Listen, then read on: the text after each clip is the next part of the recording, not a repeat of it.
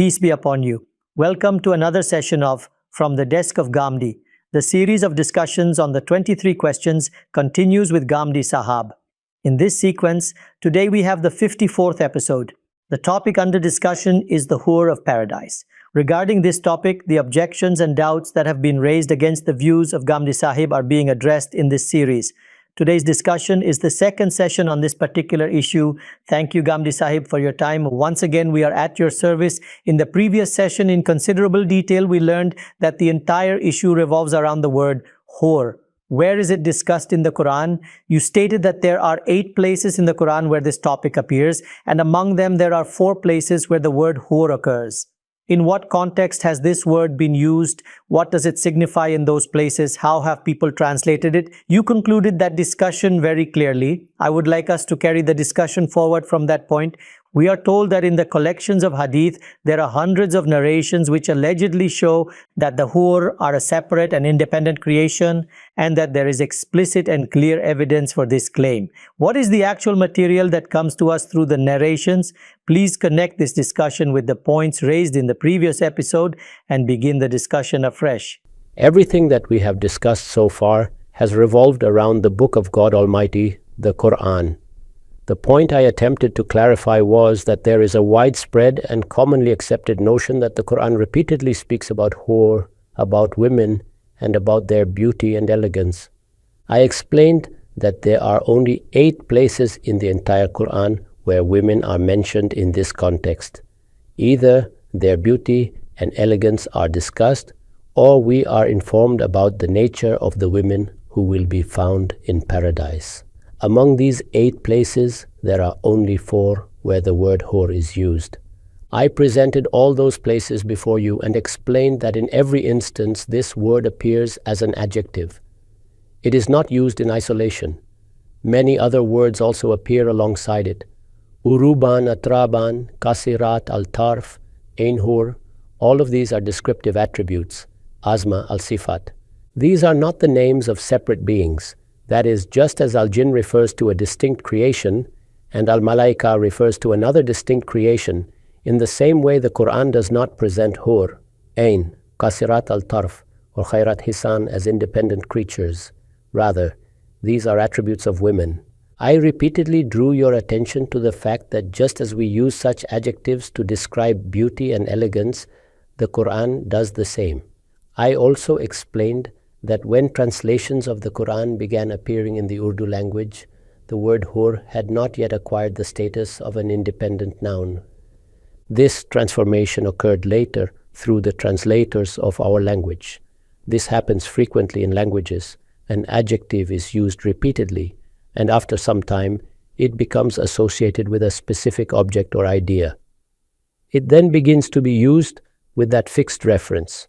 This is exactly what happened through its prevalence in our poetry and literature. When an ordinary person hears the word today, they assume that just as there are humans, jinn, and angels, there must also be a separate creature called Hur who will exist in paradise. However, this understanding is completely incorrect. I explained that the earliest and pioneering Urdu translation of the Quran is that of Shah Abdul Qadir.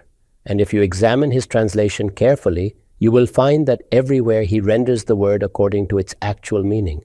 That is, fair maidens, just as Kasirat al-Tarf implies modesty and lowered gaze, in exactly the same way, Hur means fair maidens. Right? It is an adjective, and Shah Sahab translated it accordingly. Later, when the word Hur became entrenched in the Urdu language, translators began to retain it as it was. As a result, readers today get the impression that it refers to a separate creation. This phenomenon is also found in Arabic. Consider the word al-Najm. Lexically, it simply means a star. However, among the Arabs, its usage became fixed for al-Thuraya, the Pleiades. This usage appears repeatedly in Arabic poetry. When exegetes discuss Surah al-Najm, they often say that the reference there is specifically to the Pleiades. Languages evolve in this manner. A word gradually acquires a specialized meaning or becomes associated with a particular referent. The same is true of the word Maulana among us. Lexically, It means our master or our protector. Interestingly, this very word appears at the end of Surah Al-Baqarah as an attribute of God Almighty. That is the word Maulana. Yes, Maulana is used there. However, in Urdu, it gradually came to be used specifically for scholars and religious authorities. If you examine the history of this usage, you will find that it became widespread only in the last 100 to 150 years. Today, we confidently say Maulana Shabir Ahmad Usmani, Maulana Anwar Shah Kashmiri, Maulana Amin Ahsan Islahi, Maulana Syed Abul Maududi. Words are always on a journey, and this should not lead to misunderstanding. This was the point I wished to clarify. After this, the discussion reached the stage where we had completed our examination of the Quran. There were 8 places where women or their attributes were mentioned, and 4 places where the word hur appeared. We read the verses, we examined the translations, and I suggested that we now turn our attention to the hadith literature. Before discussing the hadith, we must be mindful of certain principles. In Muslim societies, the scrutiny of hadith is carried out by hadith scholars, not by preachers. Preachers are often concerned only with capturing people's attention about paradise. As a result, whatever narrations they come across, without checking the chain of transmission or the text itself, they begin to recount them. The outcome is that people repeatedly hear claims that there are dozens, scores, or even hundreds of narrations. This is simply not true. With respect to hadith, certain principles are firmly established. First and foremost, if something is being attributed to the Prophet, peace be upon him, its authenticity and chain of transmission must be examined. This is not a trivial matter. You cannot collect fragments from here and there, one anecdote from one source, another from a personal experience, another from a historical account, and then narrate them without investigation. It is true that even some exegetes have been careless in this regard. It is also true that even jurists have occasionally been careless. Nevertheless, it must be understood that when something is narrated in association with the Prophet, peace be upon him, it must be marfu. Its chain must be continuous, and its narrators must be individuals of established moral integrity and sound character. If we are not satisfied with a narrator's trustworthiness in terms of character and conduct, their narration cannot be attributed to the Prophet, peace be upon him. This is not merely my opinion, this is the practice established by the hadith scholars themselves. Their greatest contribution was precisely this. When people began fabricating or transmitting weak reports, and preachers began repeating them from pulpits, the hadith scholars undertook the task of critical scrutiny. They examined these narrations carefully, identifying those that were fabricated or severely weak. This work of scrutiny was essential. The reason is obvious. The Prophet, peace be upon him, is not present before us to confirm or deny statements. The Quran, by contrast, is preserved between 2 covers, transmitted through consensus and continuous transmission. Hadith, however, are transmitted by individuals. One person claims to have heard something from a companion, another claims to have heard it from someone else. Thus, chains are formed. Many narrations lack chains altogether. Where chains exist, they must be investigated. Their historical continuity is examined. The memory and reliability of narrators are assessed. Based on these standards, the hadith scholars scrutinized all narrations. Even after this scrutiny, debate continued. One scholar accepted a narration, another criticized it, a third disagreed again. This process of critical review has always continued in this discipline. If you examine all narrations related to hur, you will find that the hadith scholars themselves state that at most 3 narrations can be considered acceptable in terms of their chains. That is, there are 3 incidents in the life of the Prophet, peace be upon him, in which he spoke about hur. That is, we do not know everything the Prophet, peace be upon him, said. We can only discuss what has been narrated from him and attributed to him by transmitters, and it is only those narrations that can be discussed.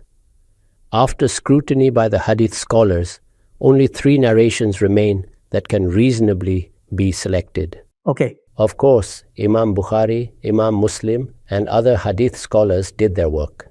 In contemporary times as well, some outstanding scholarship has been produced, such as the work of Abdullah al-Azami and others who have contributed to the study and collection of hadith.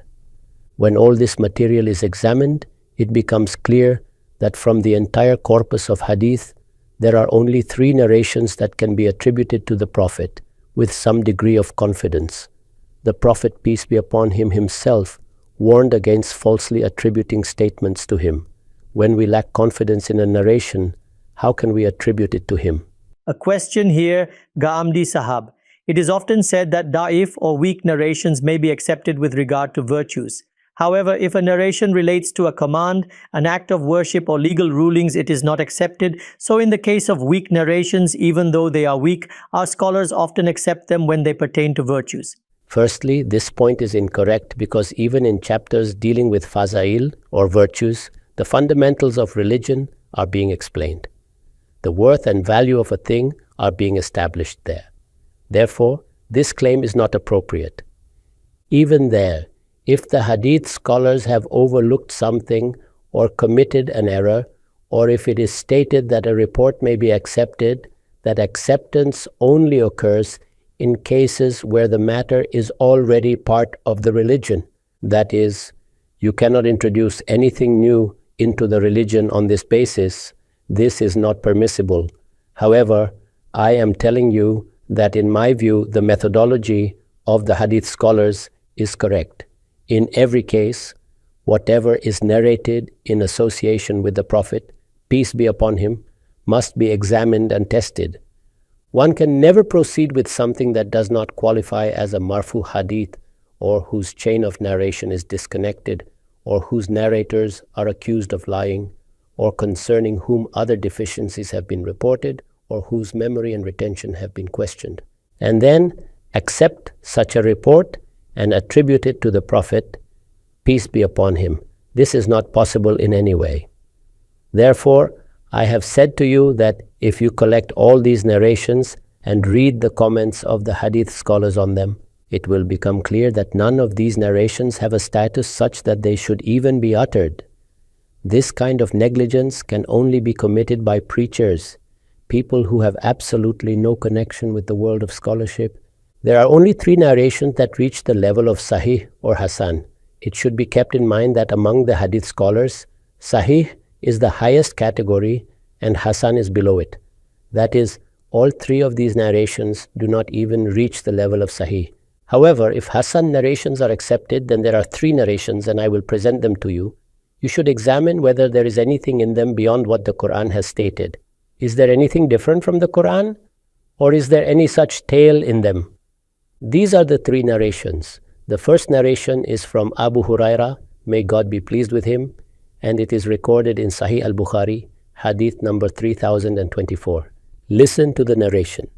عن أبي هريرة رضي الله عنه قال قال رسول الله صلى الله عليه وسلم أول زمرة تدخل الجنة صورتهم على صورة القمر ليلة البدر والذين على آثارهم كأحسن كوكب دري في السماء لا يبصقون فيها ولا يمتخطون ولا يتغوطون آنيتهم فيها الذهب أمشاطهم من الذهب والفضة ومجامرهم الألوة رشحهم المسك ولكل واحد منهم زوجتان من الحور العين يرى مخ سوقهما من وراء اللحم من الحسن كما يرى الشراب الأحمر في الزجاجة البيضاء وما في الجنة اختلاف لا تباغض قلوبهم قلب واحد يسبحون الله بكرة وعشيا. I have recited the complete narration to you. Now listen to its translation. It is reported by Abu Huraira, may God be pleased with him, that the Prophet, peace be upon him, said, the first group to enter paradise will have faces shining like the full moon. Those who follow them will shine like the brightest stars in the sky. They will neither spit, nor will their noses run, nor will they have to attend to the call of nature. Their utensils will be made of gold, even their combs will be of gold and silver. Their braziers will burn the finest and purest oud, and their perspiration will smell like musk. These descriptions, to a large extent, are already present in the Quran. Here, some additional details are mentioned, and there is nothing in them that raises any objection. Then it is stated that each of them will have 2 wives from among fair maidens with beautiful dark eyes. Now observe, the same thing stated in the Quran is being stated here. The same words are used. What are those words? Each one of them will have 2 wives from among the Hur al-Ain. Each person will have 2 wives. Who will those wives be? It is stated that they will be fair maidens with large dark eyes. The beauty of their calves will be such that their marrow will appear visible, like red wine seen through a crystal clear white glass. That is, their beauty and elegance are described through a beautiful simile. No one will remain unmarried in paradise. There will be no differences, grudges, or malice among them. Their hearts will be united, and they will remain occupied in the remembrance and glorification of their Lord, morning and evening. Right. Now look, what additional information is present here beyond what the Quran provides? What is different from the Quran? Is there any information here that supports the idea of a separate creature? The same words and the same style are used. At most, it is clarified that there will be 2 wives, nothing more. Now let us move to the second narration. This is narrated by Anas ibn Malik, may God be pleased with him, and it is also from Sahih al-Bukhari, hadith number 6111. عن أنس بن مالك رضي الله عنه عن النبي صلى الله عليه وسلم قال: غدوة في سبيل الله أو روحة خير من الدنيا وما فيها، ولقاب قوس أحدكم أو موضع قدم من الجنة خير من الدنيا وما فيها، ولو أن امرأة من نساء أهل الجنة اطلعن إلى الأرض لأضاءات ما بينهما ولملأن ما بينهما ريحا ولنصيفها يعني الخمار خير من الدنيا وما فيها. It is narrated by Anas ibn Malik, may God be pleased with him, that the Prophet, peace be upon him, said, a journey undertaken in the path of God Almighty in the morning or evening is better than this world and everything it contains. The space of a bow's length or even a step within paradise is better than this world and all that it contains. If one of the women of paradise were to appear on the earth, she would illuminate everything between the heavens and the earth and fill it with fragrance. Even the veil she wears is better than the world and everything in it. So observe this narration as well. There is nothing here except the mention of certain attributes and qualities. Their beauty and elegance are described using very beautiful similes. Nothing in this narration creates any doubt. Third narration, the final narration in this chain, is from Mu'adh ibn Jabal, may God be pleased with him. It is recorded in Musnad Ahmad, hadith number 21528. عن معاذ بن جبل رضي الله عنه عن النبي صلى الله عليه وسلم قال: لا تؤذي امرأة زوجها في الدنيا إلا قالت زوجته من الحور العين لا تؤذيه قاتلك الله فإنما هو عندك دخيل يوشك أن يفارقك إلينا. It is narrated from Mu'adh ibn Jabal, may God be pleased with him, that the Prophet, peace be upon him, said, when a woman in this world causes pain to her husband, his wife from among the fair, dark-eyed maidens says, may God destroy you, do not trouble him. He is only a guest with you and is about to leave you to join us. These are the narrations. As I told you earlier, there are 8 places in the Quran, and in 4 of them the word hur is used. These are the 3 narrations. In all of them, the same types of words are used. The same expressions appear, and the same beauty is described. Common expressions of the Arabic language are employed. Even here, you will find no basis upon which one could conclusively claim that a different creature is being described. That is, among these narrations, 1 is Ahsan and 2 are at the level of Sahih. If you keep them as references, you will find the same point, the same style, and the same form, only expanded in detail compared to the concise Quranic description. There is always a difference between the Quran and narrations, and that difference lies in style. The words of God Almighty are concise and comprehensive. They are brief, yet rich with latent details that unfold their meanings. In contrast, narrations are more detailed. Moreover, narrations are paraphrased rather than verbatim. It is not necessary that the Prophet, peace be upon him, spoke those exact words and that the narrator remembered and transmitted them verbatim. Generally, narrators convey what they understood, sometimes using their own words. This happens at every level, from the companions to the successors to those who followed them, until eventually what remains is an interpretive narration. Words change, interpretations differ, and the narrator's understanding can influence the narration. These matters are well known to those who understand the science of hadith. They know that reliance on narrations can sometimes give rise to doubts. Therefore, it is insisted that when the Quran establishes a topic, it sets the framework, and narrations must be understood within that framework. If you examine these three narrations, however, there is nothing in them that gives rise to doubt. They simply elaborate upon what the Quran states in summary form, sometimes adding detail or contextual application, and in a few cases increasing our understanding. Please listen once again to the translation that I have presented. Each one will have 2 wives from among the wide-eyed fair maidens. These are the very same words that occur in the Quran as well, that is, al-hur al-ain. As for the phrase, the marrow of whose calves, the words here refer to their beauty, not to their creation, nor to the idea that they are a different kind of creature. Rather, it means that due to their beauty, their flesh would appear like red wine reflecting through a crystal clear white goblet. So note here the exquisite literary style used to describe the attractiveness of these women. If you examine Arabic poetry, Persian poetry, and our own Urdu poetry, you will find that ordinary poets have adopted very similar similes. Thus, the Prophet, peace be upon him, presented this image to us. And naturally, the narrators conveyed it in their own language. There is nothing else involved here. It is simply a description of beauty. Regarding the second point, I would like to say that many things in the narrations are stated in an allegorical form. What happens there is this: a certain reality exists, and that reality must be explained to people. In order to do so, certain characters are created, a dialogue takes place between them, or a scene is presented before you. The statements made by the Prophet, peace be upon him, regarding paradise and hell, or certain incidents are narrated in this way. You saw this very method employed in the narrations concerning the night journey, Israel.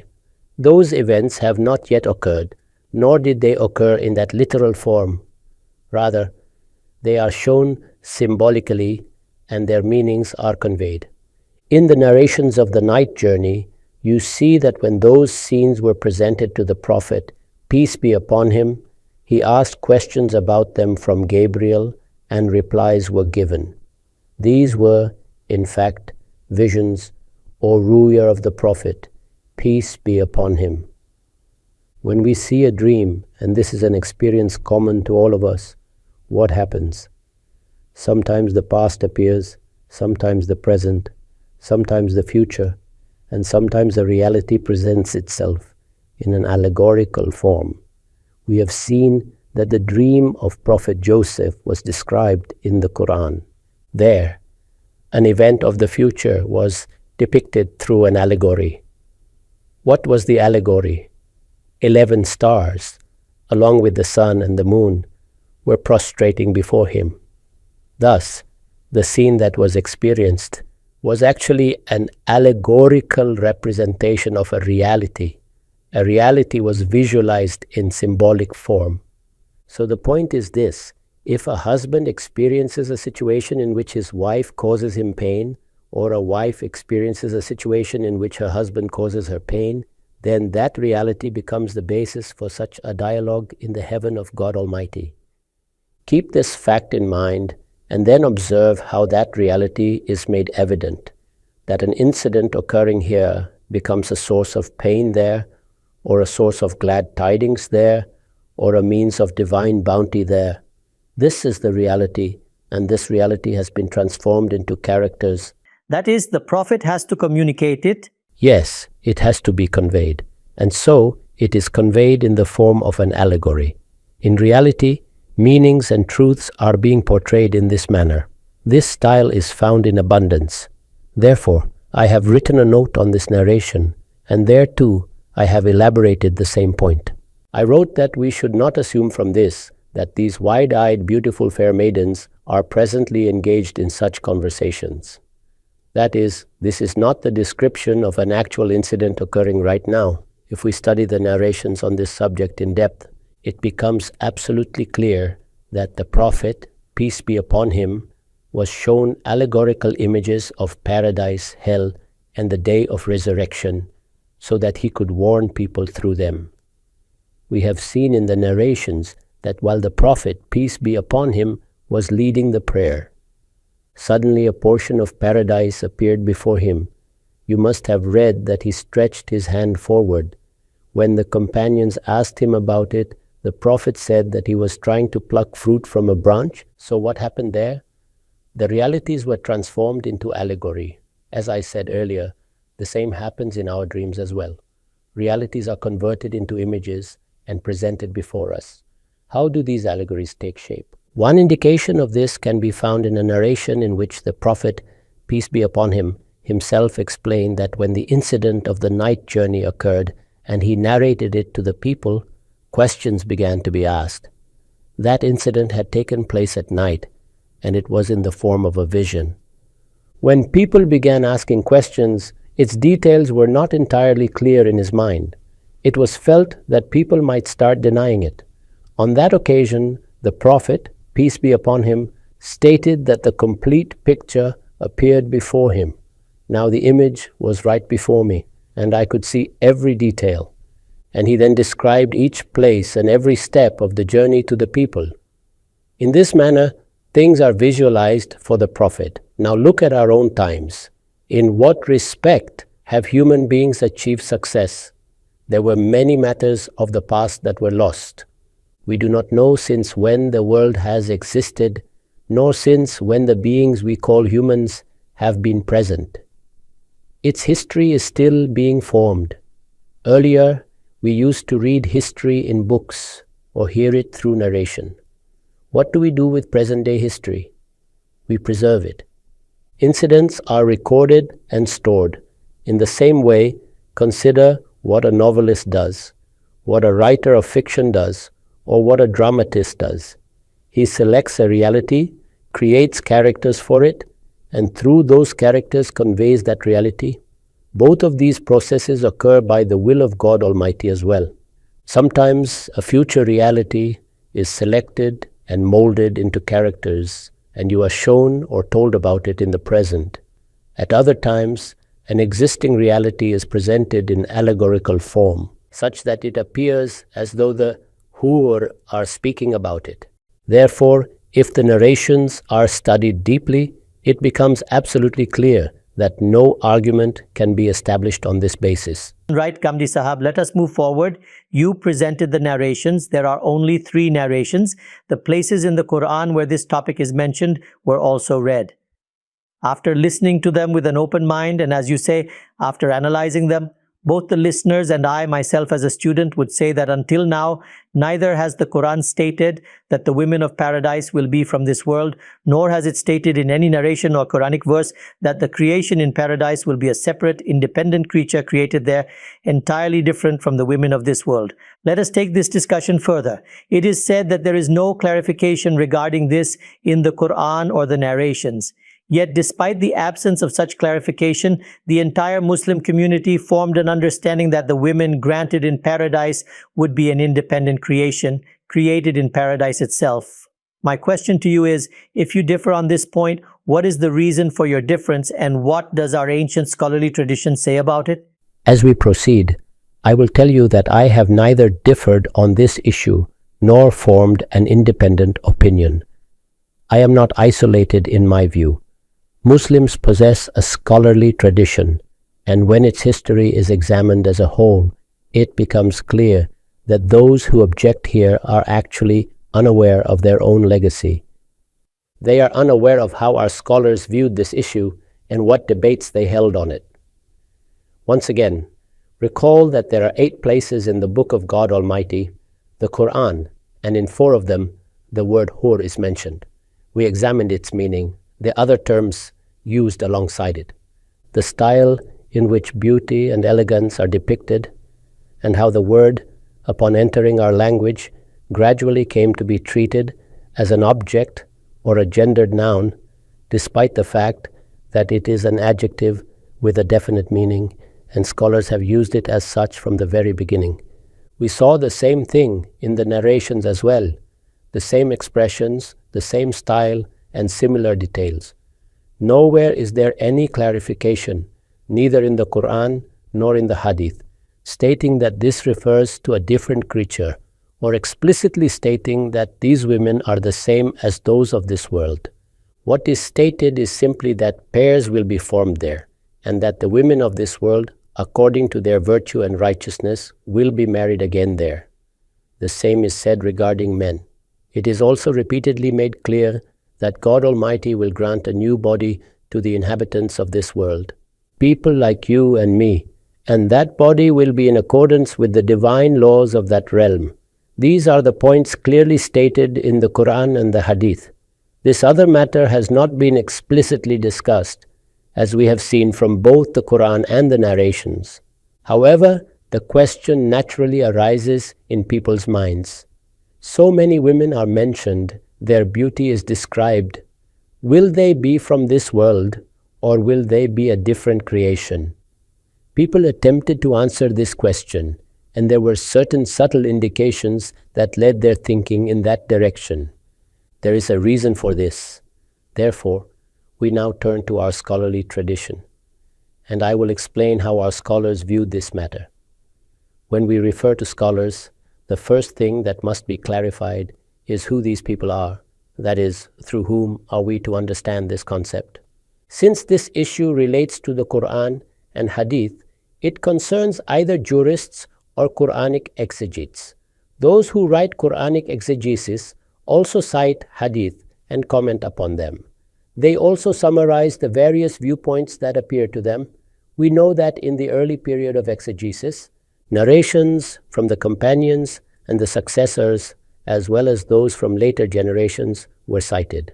Since the systematic writing of tafsir in book form did not yet exist at that time, statements attributed to figures such as Abdullah ibn Abbas, may God be pleased with him, Mujahid or Ikrimah, often quoted as having been said on particular occasions, are preserved in these works.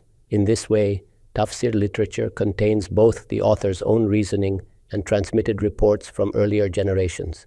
Some of these statements were delivered in Quranic lessons, others while explaining verses, others as answers to questions, and some were recorded by students from their teachers. All of this material is available to us in these books. From among these, I have selected certain materials to present to you. But before doing so, I want to say that when we choose exegetes, we must remember that thousands of tafsir works have been written in Arabic, Urdu, Persian, and other languages unknown to us, and today even in English. However, in every field of knowledge, there are certain works that attain the status of classics, fundamental texts that are referred to as Ummuhat al-Kutub, the foundational source books. So among us, prior to the Tadabbur-e-Quran tafsir by Ustaz Amin Ahsan Islahi, there were essentially only 3 tafsirs that held the status of Ummahat al-Kutub. And all 3 represent 3 distinct schools of thought. Among them is Zamakhshari. What is Zamakhshari's distinctive feature? Language, linguistics, diction, sentence construction, knowledge of Nahawi grammar, and debates in rhetoric. So his emphasis is primarily on these aspects. And in this regard, he enjoys an exceptionally high status, even among the most renowned scholars. That is to say, if he presents an argument, everyone refers to it and responds to it. Differences are also expressed where necessary, for this has always been our intellectual tradition. Nevertheless, his stature and authority are universally acknowledged.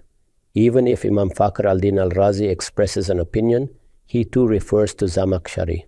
And if others wish to criticize something, they cannot ignore him either. That is the level at which he stands. In a sense, he is the Imam of Arabic language. He is also regarded as an Imam in the sciences of Nahu, grammar, Sarf, morphology, Balagha, rhetoric, and its sub-disciplines Bayan and Ma'ani. He is counted among the greatest authorities in these fields. His tafsir is Al-Kashaf. After him comes Imam al-Razi. Regarding Imam al-Razi, everyone is aware of his stature. You know that these are the two figures whom Iqbal frequently mentions in his poetry. Giran ka shah hai na Razi, na sahibi Kashaf. From this alone, one can gauge the stature of both. As for Imam al-Razi, his distinguishing feature is that he generally summarizes the debates of Ilm al-Kalam. On linguistic matters, he offers detailed elucidations. He also reports narrations. In a very concise manner, he consolidates all the material available from the Athar. Of course, he does not present Athar in the systematic manner of Al-Tabari or Ibn Kathir, but he does present representative material. Discussions on language and rhetoric, as well as theological debates, are all found in his work. And who is the third? The third is Ibn Jarir al-Tabari. He collected the narrations of the companions and the successors. That is, whatever had been said before him concerning the Quran and its interpretation, whether written or transmitted orally, he compiled it. And his method is to record the full chains of narration. His tafsir is based entirely on transmitted reports. Is that what is called Tafsir bil Mathur? Yes, that is what is known as Tafsir bil Mathur.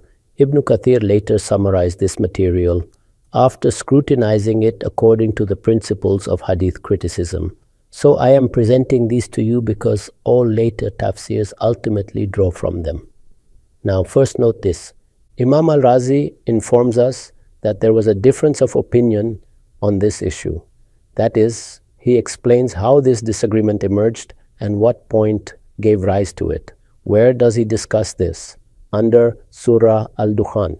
You are aware that we have read the verse of Surah Al-Dukhan relating to the Hur, and we have examined its translation as well.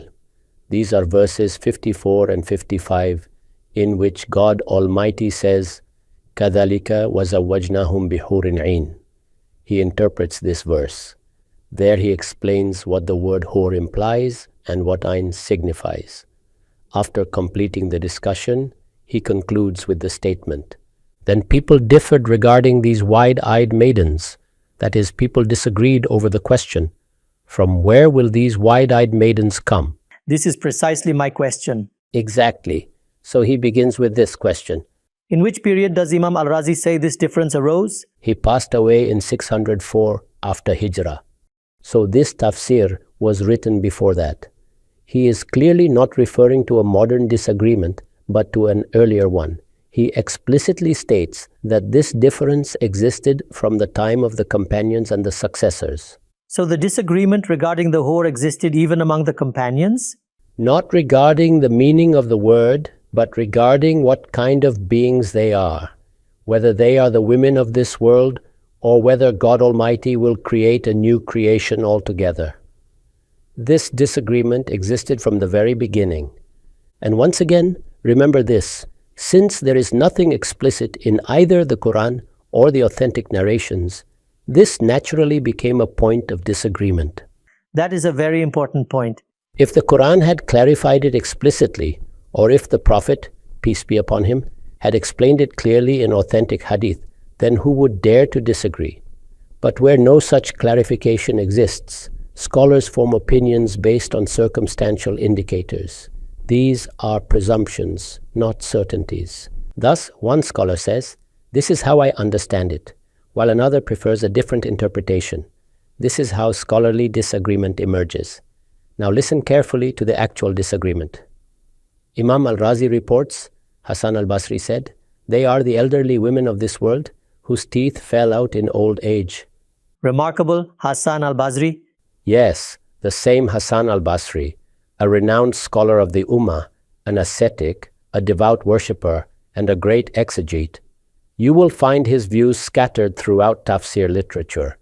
He belonged to the generation of the successors and studied under the companions. His view was that these women are not a separate creation. Rather, God Almighty will recreate them. He said that God Almighty will resurrect these women and give them a new form. That is, they will be brought back in a rejuvenated, perfected state. This aligns with the Quranic principle of renewed creation. Another companion, Abu Huraira, differed and said, "They are not from the women of this world." So from the very beginning, two opinions existed.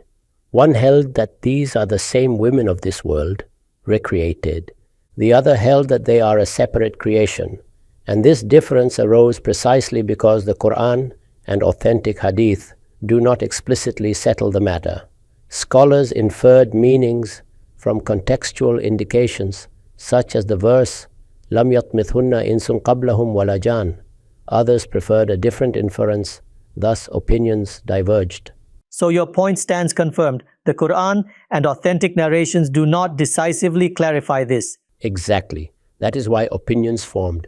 Today's discussion clarified three things. First, the Quranic and Hadith material does not conclusively establish whether these are an independent creation. Second, scholars differed on this matter from the earliest generations. Third, the great classical tafsirs record and preserve this disagreement. As a student, I am grateful that you introduced us to this rich intellectual legacy. Unfortunately, we are out of time. God willing, we will continue this discussion in the next session. Thank you very much. Thank you very much.